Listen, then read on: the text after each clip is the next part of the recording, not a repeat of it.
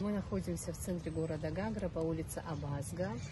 В советское время здесь функционировал большой 8-группный детский сад. На данном этапе одна часть бывшего цельного детского садика сохраненная за государством. Ведутся ремонтные работы, как вы видите. Капитальный ремонт данного детского садика, также капитальное строительство пристройки.